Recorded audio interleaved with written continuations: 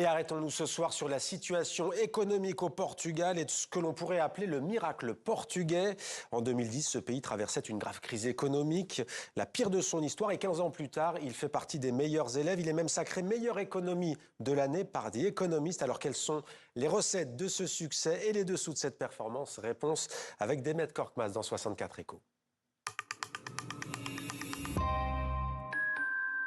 Bonsoir Demet. Bonsoir. Ça fait 4 ans que le Portugal affiche un excédent budgétaire. C'est plutôt rare en Europe, disons-le. Comment ce pays a-t-il réussi une telle performance? Alors c'est vrai, le Portugal revient de loin. 2011-2014 ont été des années noires. Regardez sur ce tableau, sa dette à l'époque culminait à 130% de son PIB.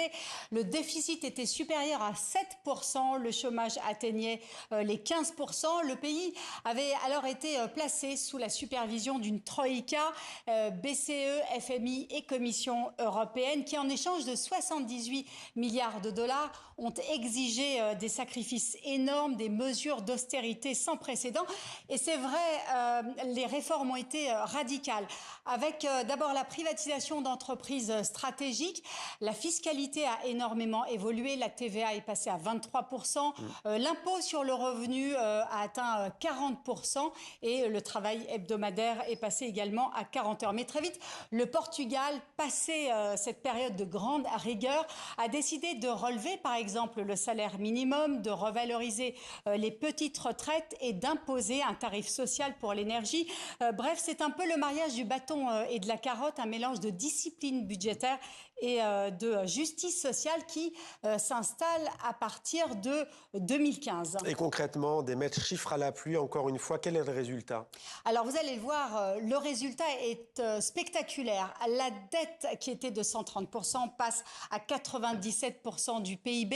On dit même qu'en 2026, cette dette sera inférieure à 90%. Le chômage descend à 6%. Il y a également l'inflation qui tourne autour de 2%. Et enfin, la croissance est de 2%. Pour rappel, la moyenne européenne est de 1,5%. Ce sont donc de très très bons résultats. Alors ça veut dire quoi, Demet? Pas d'ombre au tableau. On vient de parler notamment de la percée de l'extrême droite au second tour.